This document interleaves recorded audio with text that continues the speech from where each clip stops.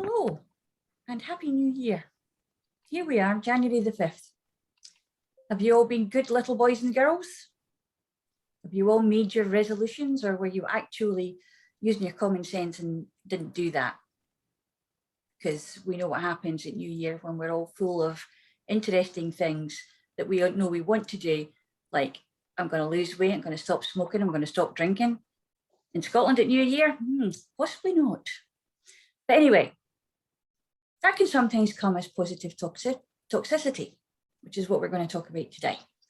And with us we have Angela and Mary. So kind of hi, our triumvirate today. So let's get started.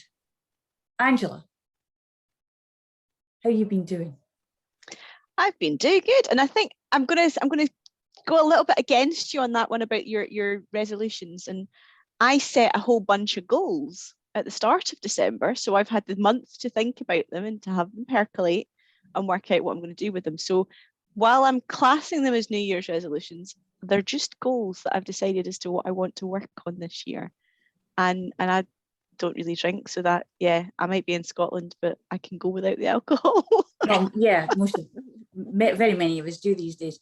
But then again, Mary. I'm a little bit like Angela in that I think I like the idea of once or maybe twice in the year, or maybe even 3 times, of taking time to set goals. Absolutely. But like Angela, I would say, I really think it's important that you plan for the change. That process of planning out is important. And I think it's far too easy with the popularity and the positivity around New Year's resolutions, particularly ones about diet and exercise, is that people hop on it as a bandwagon and it's covered with I should and I must, and they really don't care. It's not actually important to them. And then they wonder why they don't engage in the actions that will make it happen. And that's, so I think there is a sense of goals and resolutions, I think, are a good thing. I think having a time of year, personally, mine tend to be in September. That's when I set my best goals. But January is important too. But I think the planning process around them matters. But I do find that this constant, I'm going to achieve everything and everything's going to be super, and then there's no plan behind it. It doesn't sit well with me. But it keeps me busy as a coach. Yeah, it keeps us all busy as coaches, I think, and as therapists. And it's one of those things that people tend to try and cram it all in at one thing. It's like, you want to plan. Angela does a bit of planning beforehand and ekes it out through December. But so many people leave it to the last minute to actually think about, and then suddenly people are asking you, what's your New Year's resolution? But I think there's another piece to that. It's a new year resolution. You don't have to get the results in the first month. Oh yes, but it's for the year. The new year is like forgotten. The new year is like getting married. A lot of people think it's only the wedding that counts. So the new year is the new year, is the day or the 2 days as it is here. Mm-hmm. That's it. This is the only thing. Then the rest of the year is just days until the next new year. So I'm wondering though, if you're hanging out with the wrong people, if people you're hanging out with are all saying to you, what are your resolutions, and forcing you to come up with some, because I don't tend to get asked that kind of stuff at all. Well, I am a different generation to you. Perhaps. As you keep managing to remind me.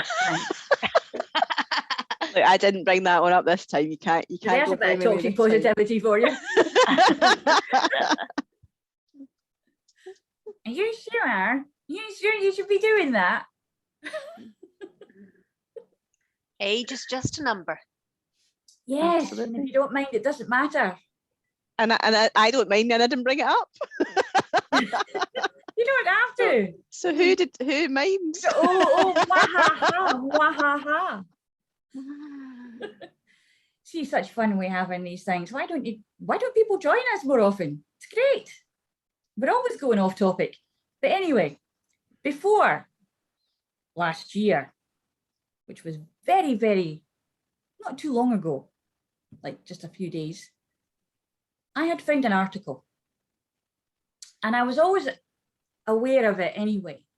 There's a guy called Nick Hall, who is a neuroimmunology psychologist person who does a lot of stuff, but actually he does things like working with the CIA and FBI, training their people to use their emotions better, which would be very handy at the moment, I think. However, he talks about the idea of positivity being this not so good thing to be always banging on about, because it does actually stop people in some ways from feeling they're able to emote certain feelings. The negative stuff is being suppressed. And we have these feelings and these thoughts for a reason. And sometimes we need to know the reason to find out what it is that we're doing. And it says that in this article, it says toxic positivity can come in the form of advice from someone who possibly unwittingly invalidates your feelings when you're feeling low, or stops you feeling justified about your response to a situation, with things like things could be much worse, or makes light of your experience. For me, it was always the case of standing at a party, just, you know, and I think the RBF situation comes into it, because people would come up to me and say, smile, it's not that bad. And there was me unaware of the fact that I was, you know, not feeling wonderful. Sorry, what's RBF? Resting bitch face. Right, it's okay. With you now, that's fine. I think Mary and I both had that. You what now? Yeah. Is that what you meant? I was trying not to say it because we're probably going to have to bleep that for some people. Not at all. No, I don't think so. All right, you're okay. That's okay then. But it's true. I mean, basically, I think that quite a few of us, particularly when your face starts to go south after a certain time, that you do tend to look as if you're a little bit sad or mad, or, you know, possibly psychopathic in some cases. But it's a case of what's going on in the back of somebody's head isn't always being shown on their face. And it could well be that that person's thinking about something entirely different, or indeed they didn't want to be at that party in the first place. But actually going and pointing out to them, it's probably not the best idea. You're not going to make them feel any better. So the other thing that Nick Hall was saying really interested me, because he said that the better word is optimism, because you can be optimistic and still validate the idea that bad things happen.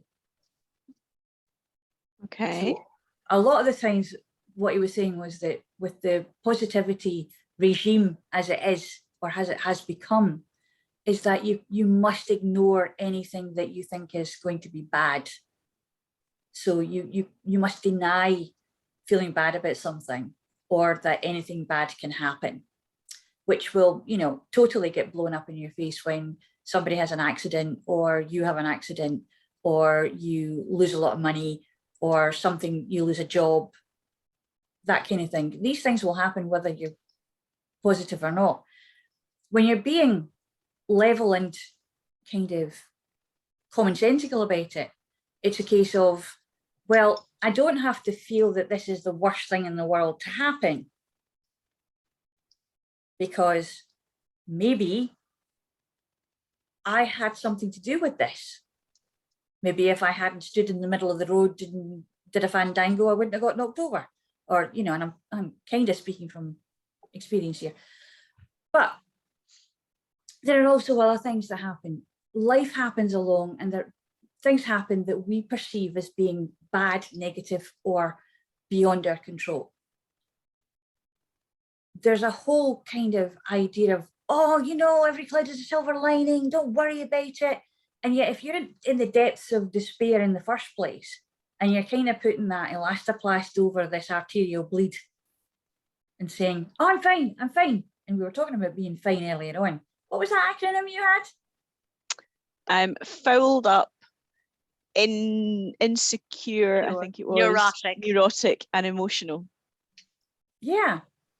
So this is it, because when people say they're fine, depending on I'm fine or I'm fine or I'm fine, you know, depends on, you know, the tonality of it can say many things.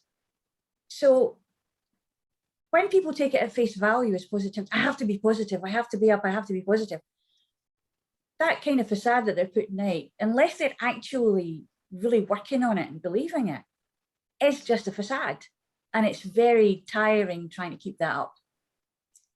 I had a friend who was my practice manager where I used to work, and she would come in and she was like that battery bunny on speed. The energizer. Do yourself, you know, energizer. and she, oh yes, great, isn't it wonderful? Wow, isn't it great? Look at this. You've got a new anesthetic machine, Leslie. Isn't it marvelous? I'm like, yeah, it's an anesthetic machine. What's going on? Are you on something? You know, because I just couldn't get that excited about it. But then if that was her norm, why is that necessarily a bad thing? It's just not your norm. She committed suicide Okay. because she was hiding. That's what it was. That Okay. to me is an example of how toxic positivity can be. I think there's always that piece, but you can't assume that just because somebody's extremely bubbly and energetic and over the top, that that's what they're going through. Just like you can't assume that because somebody looks miserable as sin, that that's what they're going through. Well, some people are very happy being miserable, but some people are very miserable being happy. And it's one of those things that, you know, because we don't really pay attention to a lot of stuff. And True. We don't, and let's face it, we're all busy people.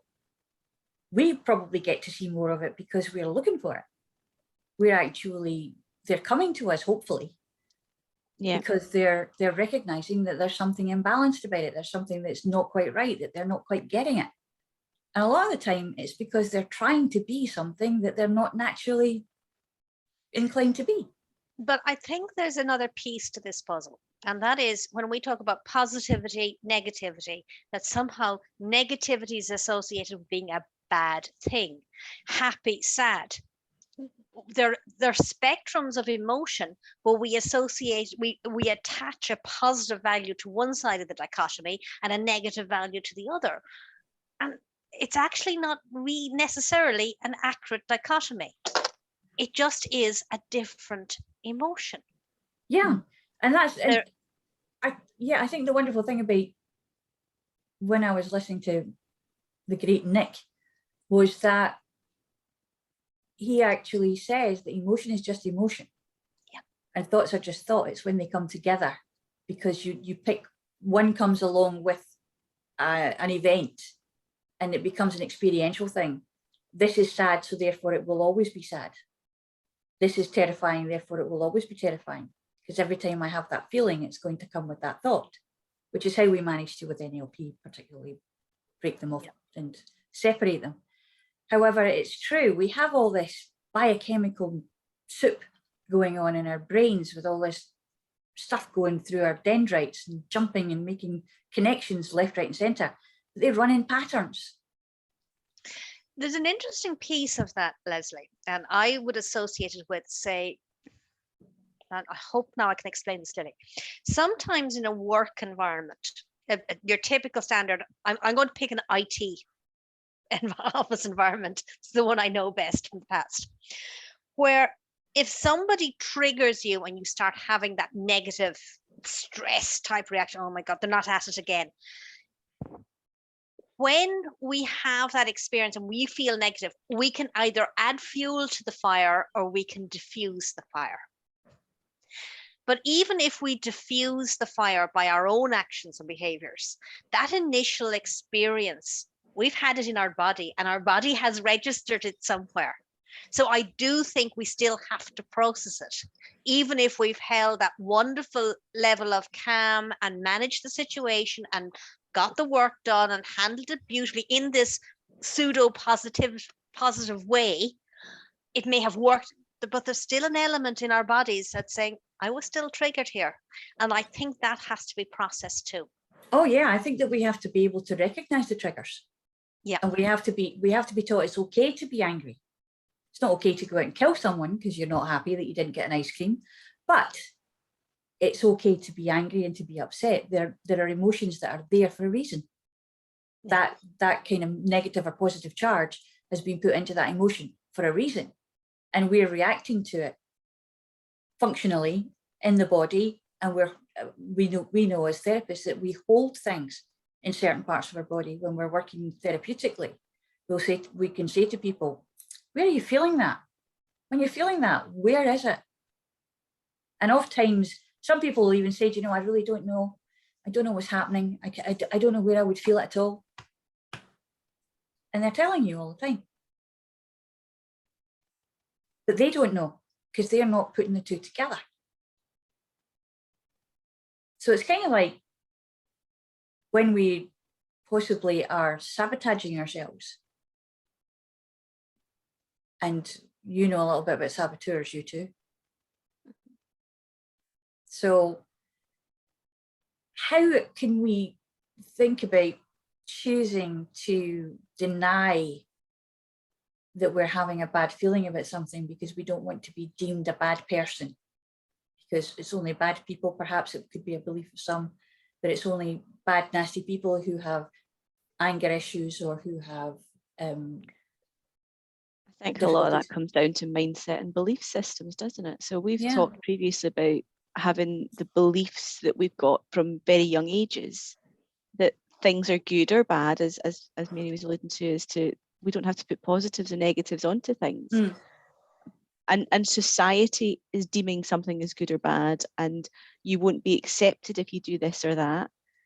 And I think it's about giving yourself the space to be you and to feel what you feel. And yes, absolutely, understand what's going on. Don't go out and kill the next person you see in the street because things haven't gone your way. But actually taking that time internally with trusted people to talk through what's going on for you as well. It's about taking that space and working through it. And you were mentioning about people giving the kind of the positive advice that then takes away your feelings and your emotions. I think that was one of the things that we learned very early on in my training for being a coach was, whatever you do not give advice. And as a friend or as a sister or as an auntie or whatever else, what other roles we've had, that just feels as if it comes naturally just to give advice. But at the end of the day, it's not really advice, it's my opinion. This is what I think, and this is what I might do in that situation. But that's not to say that I should share that information with the other person or tell them that that's what they've got to do. And I think it's about taking the time individually and allowing yourself just to be with your emotions and understanding what's going on. And that can be difficult to do if you're constantly surrounded with other people.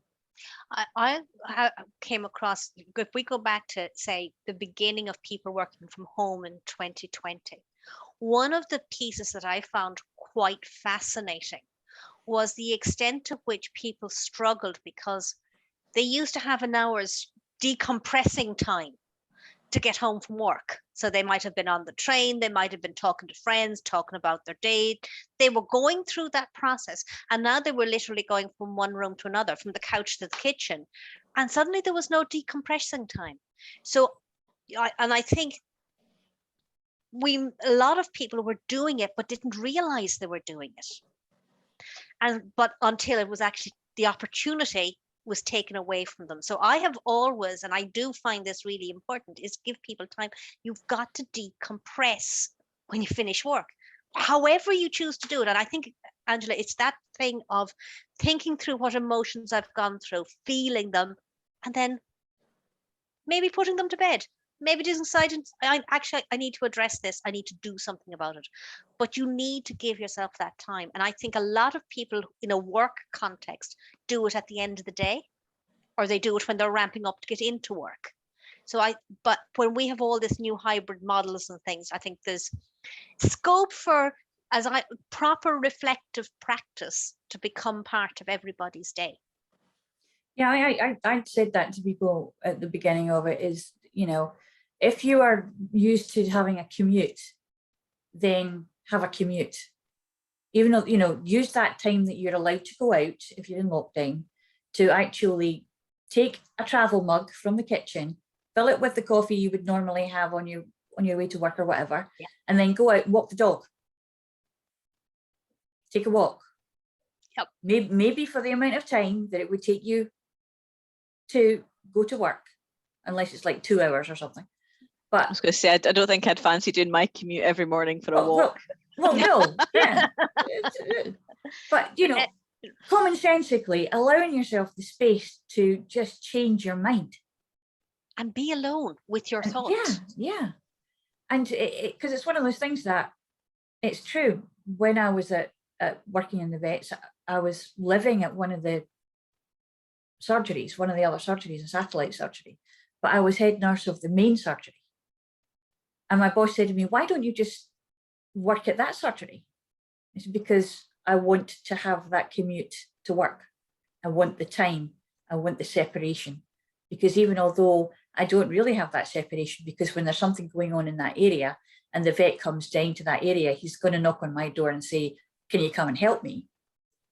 Still, there's this idea that I go out, I walk the dog, I come back, the dog's safe, all that, get into the car, drive to work. Yeah. And in that space of time, I've settled, I've collated everything, who I'm expecting, what inpatients I've got to look at, who I'm working with that day, what operations we're going to be doing. All that's in there. And even although I'm not actually probably consciously thinking about it, I'm becoming the nurse. Yeah. Stepping into the role. Yeah. But I think there really has been, this move that everything is meant to be happy clappy all the time. Yeah. That drives me insane. That's because toxic. People have bad days and they need to be just left alone and, and get on with whatever they need to get on with. I struggle with it, and I struggle about that level. But I suppose I've associated with is people who feel they have to be on the go, happy, running, everything really fast, everything. And I'll somewhere in my head, it's got a line to being running at high speed and being positive. And when you were mentioning, people been this hyper positivity, there was a whole energy. I mean, their entire bodies must be reacting. I mean, I would suspect that adrenal fatigue will eventually kick in at some point. Well, They're running on adrenaline the whole time. It is one of the things that happens with ME, is that cortisol levels get to a state where the brain turns around and says, that's enough. I'm not wanting you anymore. Yeah. I'm going to kill all your immunity, so you can't work anymore. Because this is just too much. Compensating. Yeah. Yeah. And a lot of the time, I think it was Jay Goldman in his first paper about it, had said that it was normally more prolifically people who had suffered abuse in childhood or were in abusive situations and traumatic situations, that by the time they became 40, they would have run out of their cortisol. They would have run out of the stuff that they needed, their adrenaline, etc., because they would have been hypersensitive and hyper aware and ready for the next shoe dropping all of their lives. No matter how their circumstances may have changed, they would still be part of them ready to run or to hide or to get away. And that interested me a lot, because you never think of anything running out or becoming too much. You just think about where you are. You're a human being. You just got to do the stuff that you've got to do to get through the day, and then have a sleep, hopefully, and then go through it again the next day. And yet we tend to get ourselves into a lot of trouble by ignoring the fact that we need to pay attention to how we're working in our day. And I mean the whole body and mind together. And a lot of people don't realize that it's a thing. But a lot of people don't have self-awareness. Yeah. And it is just, for a lot of the clients I've worked with, it's just been a case of me saying to them, take a pause, take a step back, and have a think about what you're doing and what your life means and what you want from life. And it's almost a case of they don't feel as if they've ever had the permission Yeah. to do that. So by me saying to them, take the pause and reassess, suddenly they've now got permission to look at their lives and question, is this what I want? Is it not what I want? And what are the differences? Yeah, I was looking at insomnia numbers the other day there. And in the UK alone, 36% of people are suffering, it's at least from stage 1, type 1 insomnia, which is not being able to get to sleep. And they've done everything all during the day, but then when they stop, everything crams into their head and they can't shut it off. Mm-hmm. And the majority of that percentage, of that 36%, are women. And a lot of that is self-prescribed to a certain extent. I need to worry about that because nobody else is going to worry about it. I need to be on top of that because nobody else is going to do it. And No, I think there's a sense of we're so much encouraged to be busy doing all the time rather than being busy being. Because how many times have you asked people, how are you? Oh, I'm really busy. That's not a badge of honor. It was deemed to be a badge of honor at one point that, well, if you're busy, then that you're a really productive person. No, you're just potentially a busy fool. Yeah. I mean, here in Ireland, I would often ask them, "How are you doing? How are you doing?" So there's that action verb is there as part of the question. Not even how are you? How are you doing? And you're there going, hang on a second. This no. I mean, I don't think I've ever in a social conversation asked somebody how are they being. I've done some coaching, but not in socially. How many times have you actually, when someone's asked you, how are you? How many times have you actually told them exactly how you are? Oh gosh, Just, rare. Exactly. Because but how often if somebody asks you, do you have the answer to genuinely how you were feeling or how you were doing?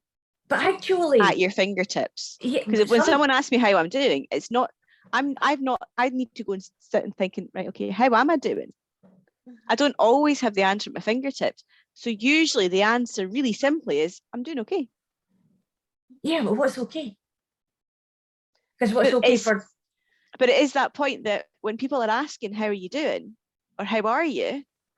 Do they want to know? Well, that was it, because I have actually turned around and said to somebody, do you really want to know? And then they've had to sit back and think, because the how are you is an automatic platitude. Yeah.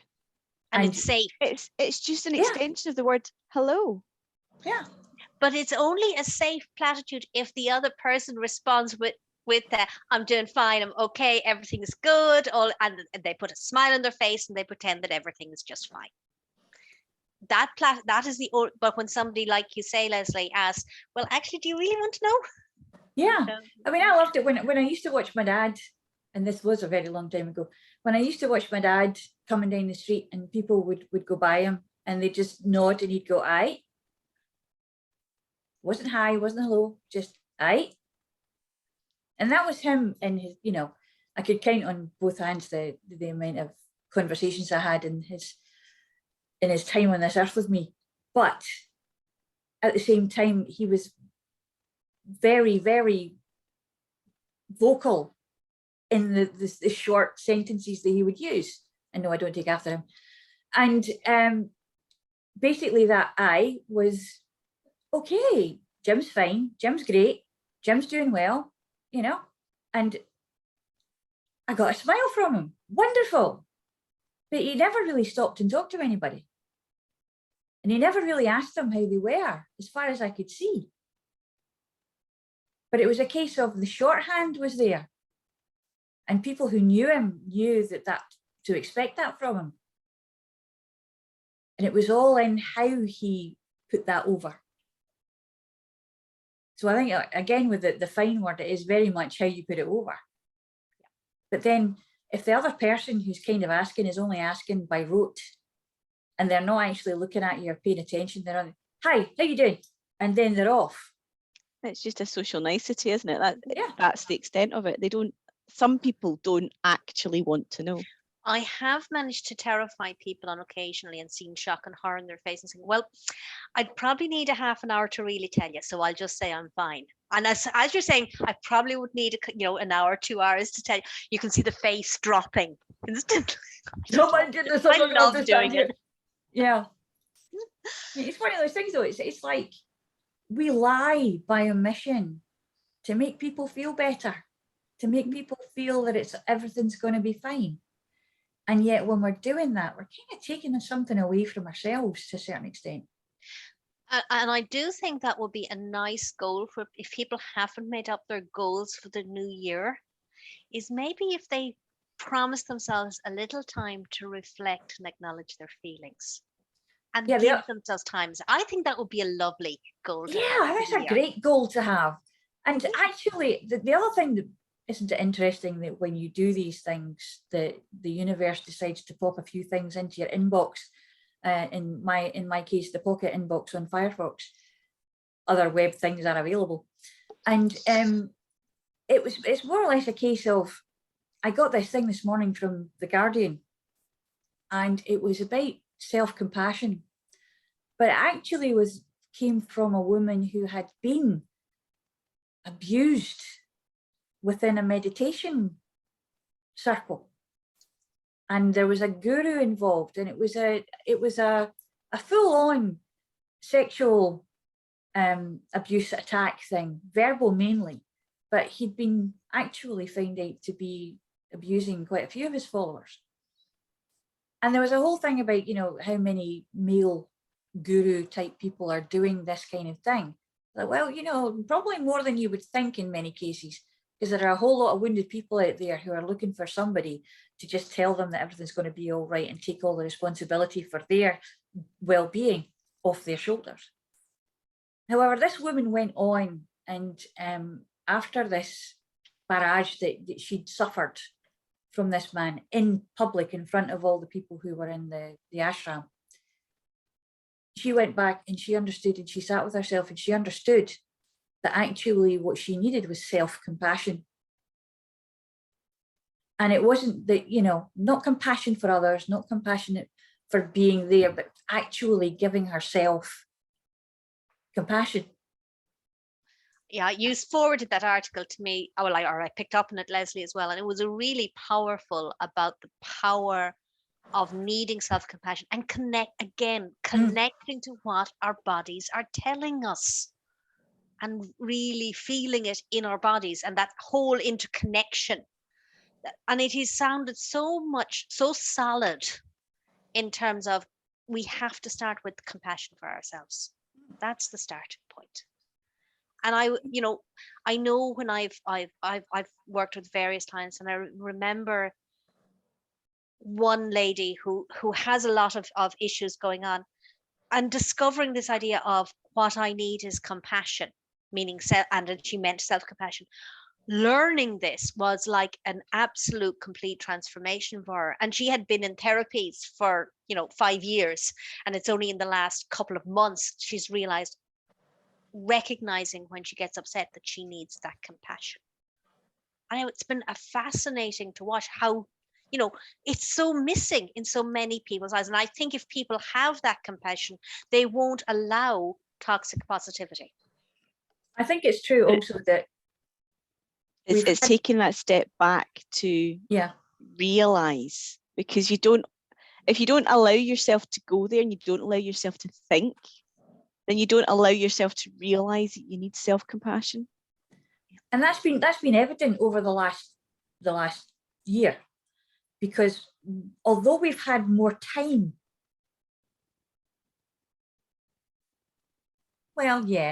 more time to actually look at these things. We've been gifted the kind of, we don't have to go on that thing to work. We could go out and walk and be in nature and listen to the birds we can now hear, and just take a breath.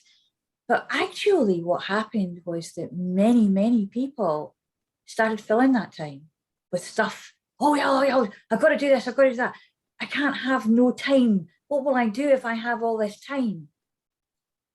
Because they're not actually thinking about, well, actually, I could have some self-compassion.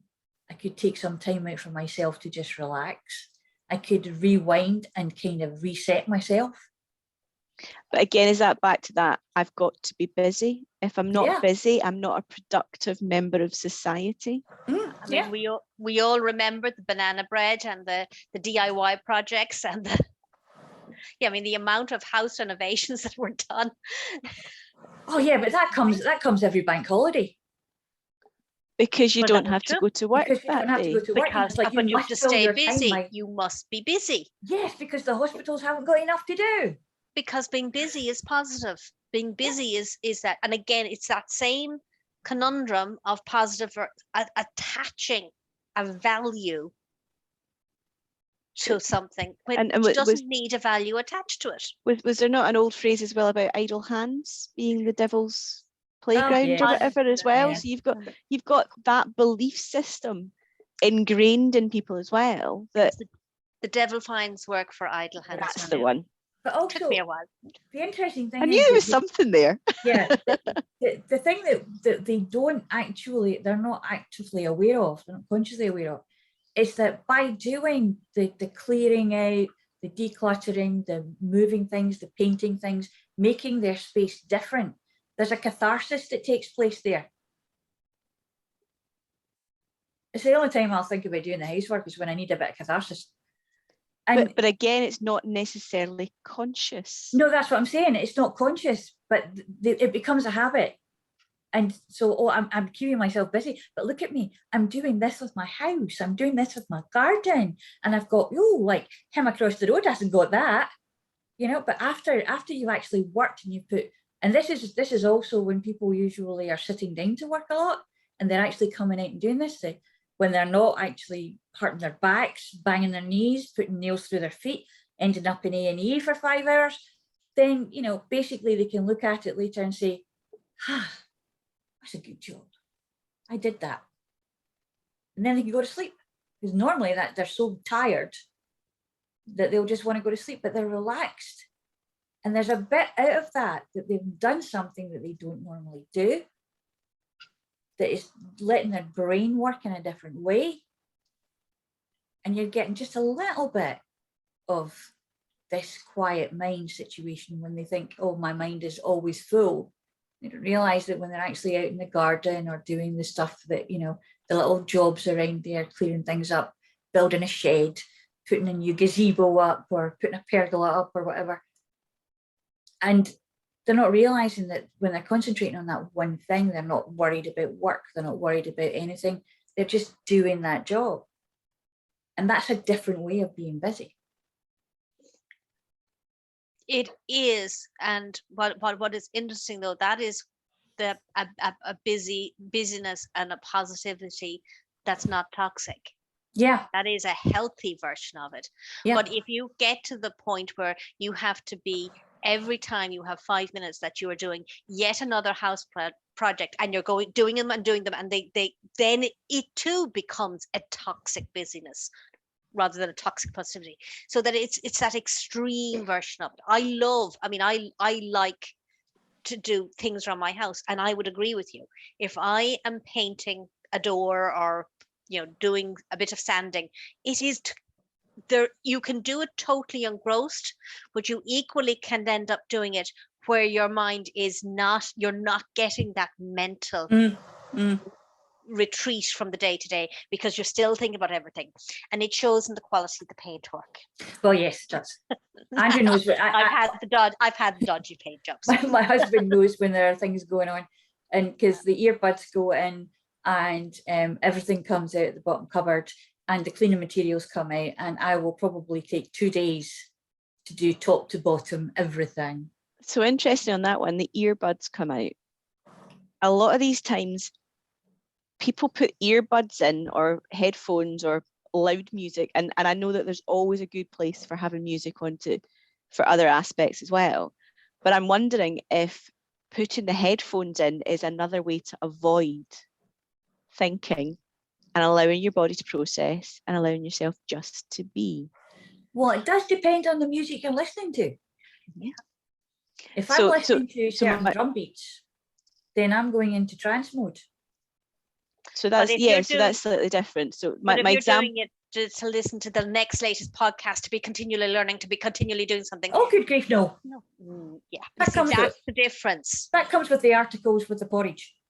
So my example from that perspective is when I was still new on my journey with kinesiology, one of the things one of my sets of homework was to actually switch it off. Because when we actually talked through my day, I was finding I was getting up in the morning to the alarm going off, which was the radio. The radio would go off in the house and I would get in the car and put on the radio. Or I'd be on the phone talking to people on the hands-free. I'd then get to the train station after an hour and a half drive, and I would put the headphones in and listen to a podcast or music or whatever else. I'd get into the office, I'd have the entire day in the office. And if it was quiet in the office, I'd put my headphones back in. And then in the reverse, going home, you've got the walk to the train station, you've got the train journey with the headphones in, you've got the car on with the radio on. You get into the house, the TV goes on, and the TV doesn't go off until you go to bed. So that was my day to day. I never took the time just to be. And I never took the time just to allow my mind to process, allow my thoughts to process and understand what was going on for me. It was a case of, I'm just not having it. So that's what I'm saying. While I do see there's a very good place for music, for the drum beats, for the podcasts and everything else, there's also needs to be that time to have some quiet and some reflection. And when you're out gardening, I think you do get that to a certain extent, or when you're painting, you do get that to a certain extent, where you're allowing your body to process and your mind to process and the thoughts to form. But then there's also the ones where you put the headphones in because you're just looking for another avoidance tactic. Yeah, I mean, I miss the dog for that. I miss my dog for that. Because taking the dog out for a walk, and I would never take the dog out for a walk and be on the phone or do anything else, because that time is for me and the dog. It's a connection to everything, and it's a pleasure to be shared, and it's exercise, and it's a great way of just being at that time. And you have this animal who's just basically in the moment. They're in the moment and they're with you, and they're like, yeah, great, isn't this great? Isn't it wonderful to just run and do things? And you can watch them and you can actually feel the pleasure of watching an animal do what it does. If you're an animal person. If you're an animal person, yeah. Yeah. Actually, to tell you the truth, a little bit of toxic positivity stuff with animals. In this last year or so, there have been more dogs bought than any other time, partly because you were allowed it out twice a day if you had a dog. But also the toxic part of it was that they were always taking from the dog and not giving anything to a certain extent. And as soon as they just forgot about the fact that they were going to go back to work. And suddenly this animal who's a pack animal doesn't have its pack anymore. And is being left and has anxiety because it's being left suddenly in an empty house, doesn't know what's happening. People didn't realize that. And they're coming back to the neighbour saying, your bloody dog was howling all day and scratching and scrabbling, or you come in and there's a little packet on the floor for you. You get all upset. There are different things, it's like, it's not a thing. It's an actual being who knows how to be. That is very certainly true. And I think there was a lack of thinking through that the dog is for life, or the pet was for life, not just for the duration of being close to home. In. Yeah. In. But I do think that in terms of the messaging that, positive, anything, whether it's positivity or enthusiasm, anything taken to extreme can become toxic. So what I'm hearing you both saying, and I think I agree with it too, is that we have to have time to reflect, to think for ourselves, to protect ourselves from a negative impact of a toxic level of positivity. We have to recognize that our emotions have value and we need to process them. So I really think that is really important, that we keep pushing Yeah. that message across that, you know, give yourself that time Yeah. to process. In order We've all to, got tolerance levels to something, don't we? Everything on the planet we have a tolerance level to, and for some things you've got a very small tolerance, for some things you've got lots of tolerance. But there is a point where it's saturated. but yeah, and it's one of those things that it's so imbalanced in some places that we don't realize that we can actually embrace all the emotions without having to take them to an active level. When we cry tears that are chemically different for the different emotions that we're expressing. Tears of joy are chemically different from tears of sadness or grief. Tears of anger are definitely different. And it's one of those things that, how can we choose to be ashamed of something that everybody actually has? We've got them. They are our system of allowing ourselves to vent our feelings, whichever feelings they are. And they should be honored as being there, because that means we're alive and we're actually engaging in it. When I lost my dog and I had to put him to sleep, I was just a mess, absolute mess. Loved that boy.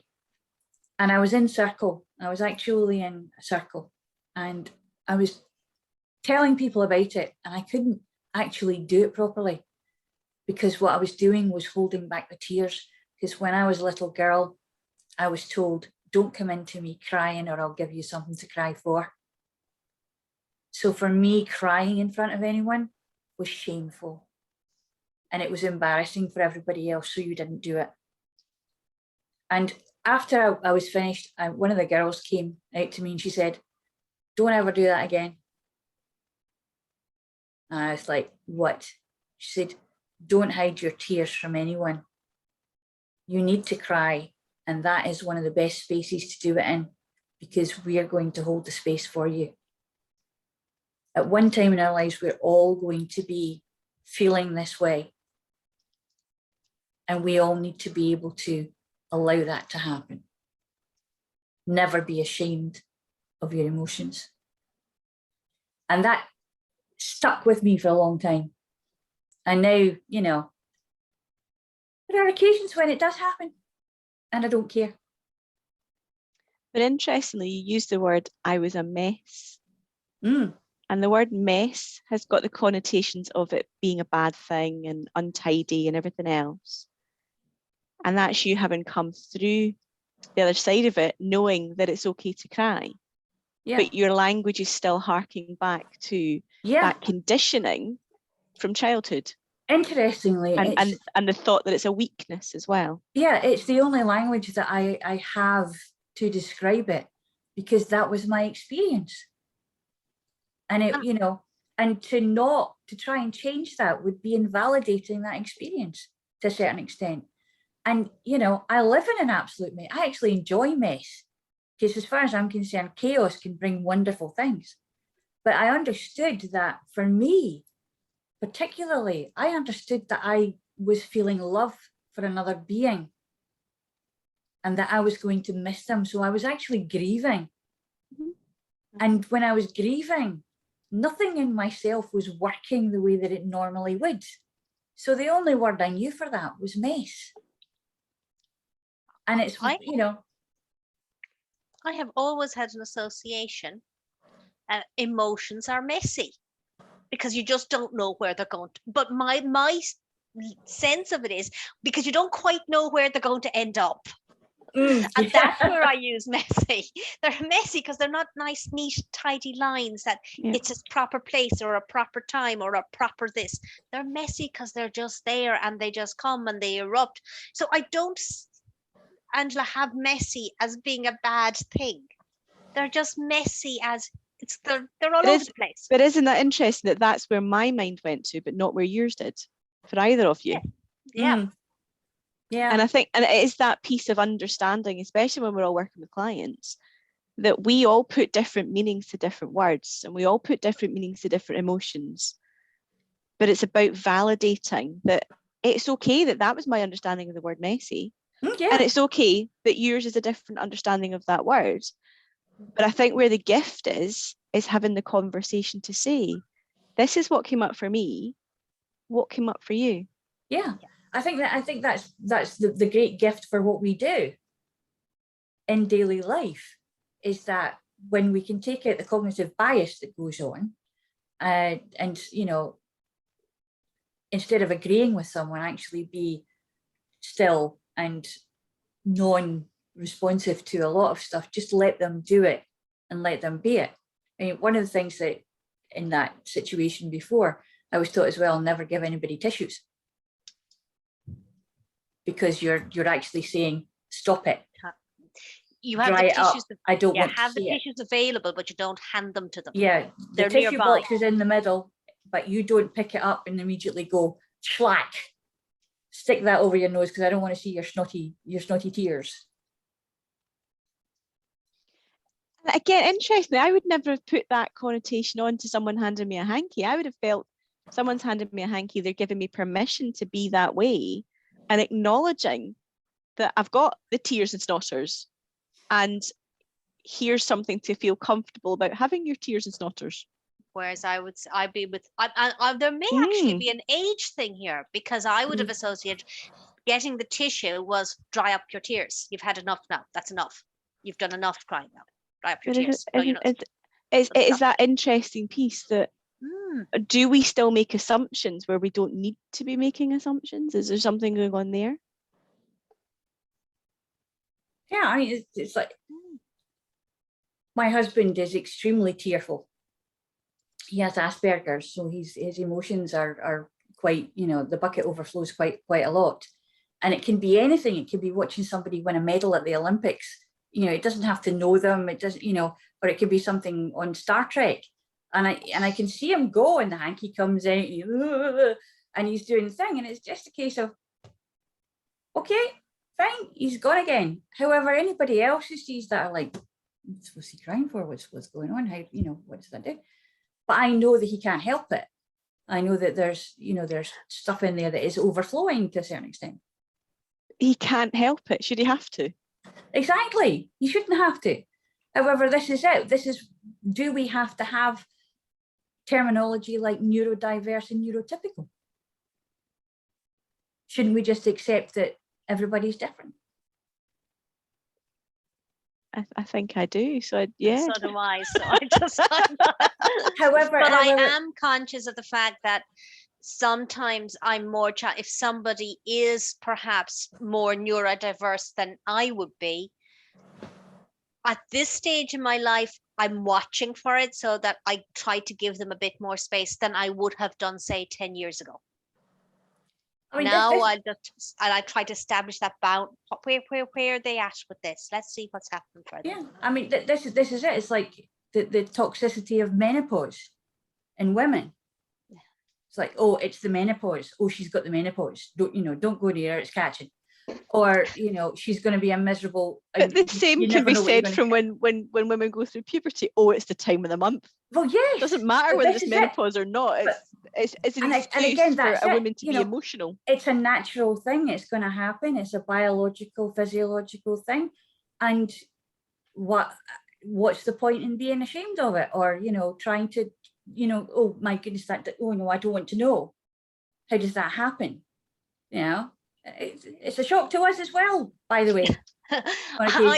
I have to admit, I had a family member who read every book going on menopause to the level that she probably terrified herself.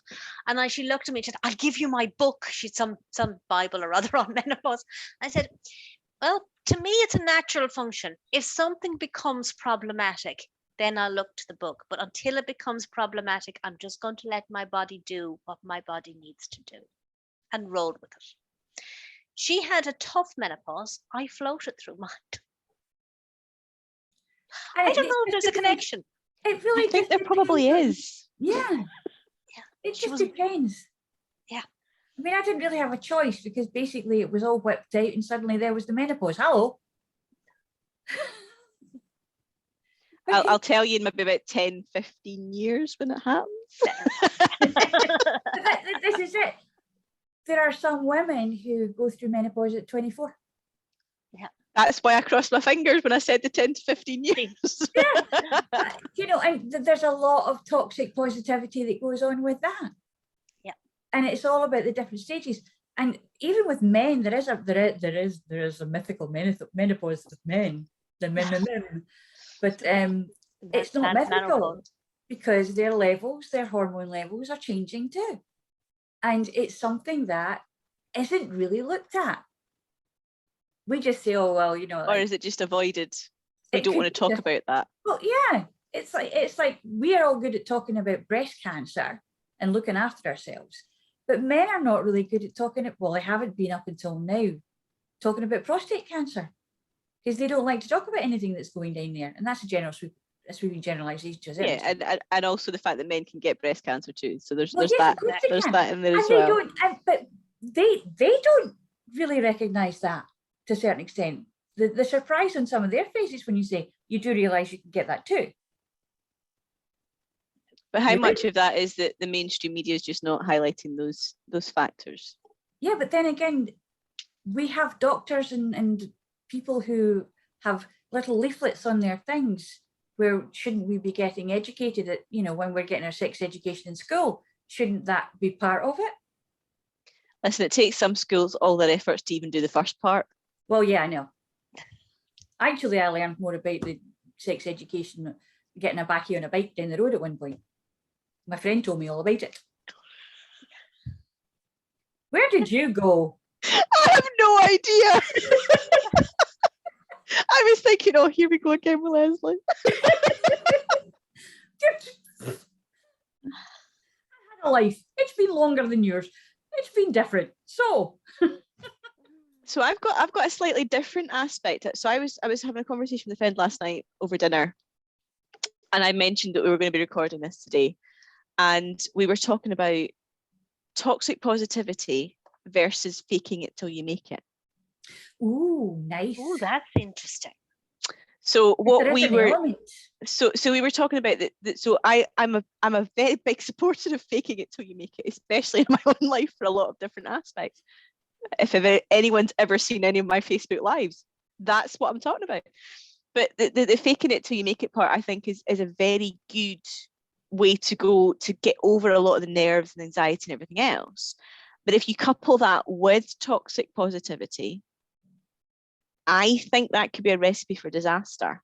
So I think two together is what we were discussing last night. The two together can be really problematic, but faking it till you make it without the toxic positivity is probably a good thing, was what we were discussing. So what do you think? I think, you see, when we talk about faking it till you're making it, what we're really doing is giving people a language to train their thoughts in.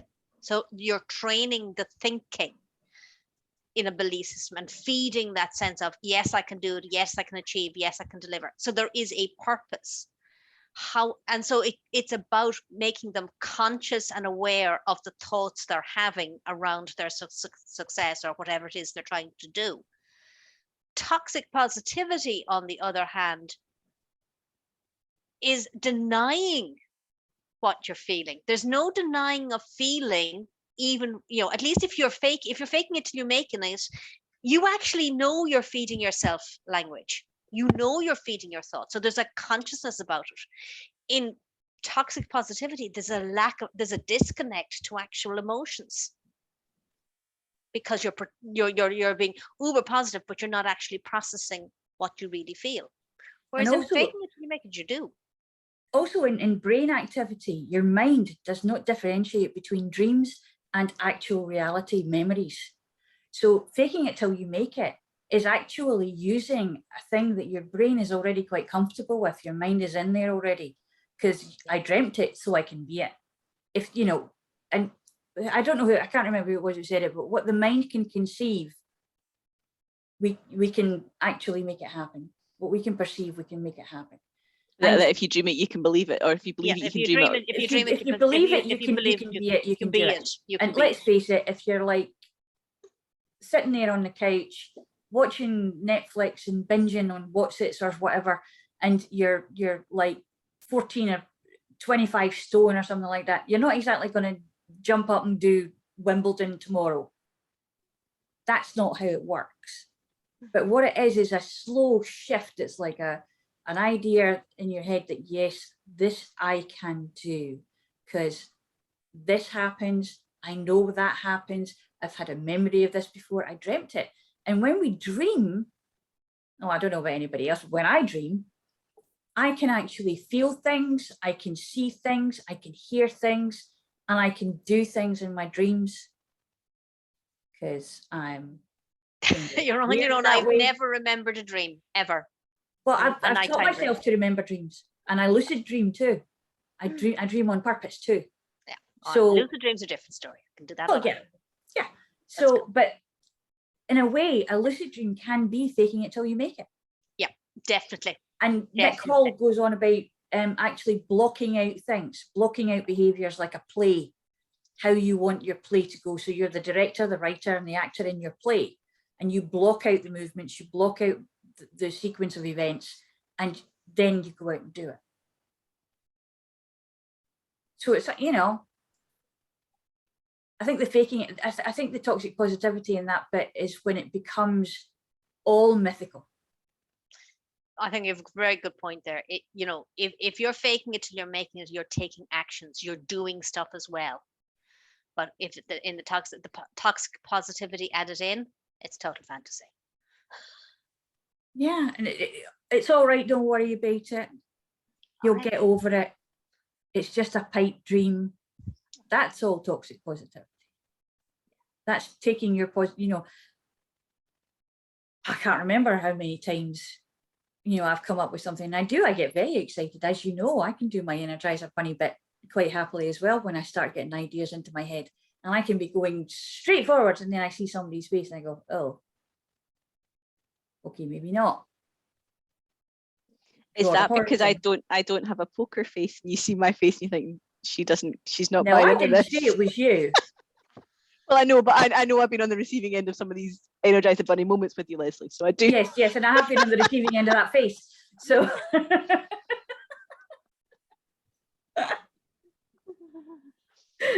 yeah, it's one of those things that, you know, suddenly in my later life, I managed to set my mind free. And I could say all the things that I always wanted to say, and I could read all the things that I always wanted to read, and I didn't care.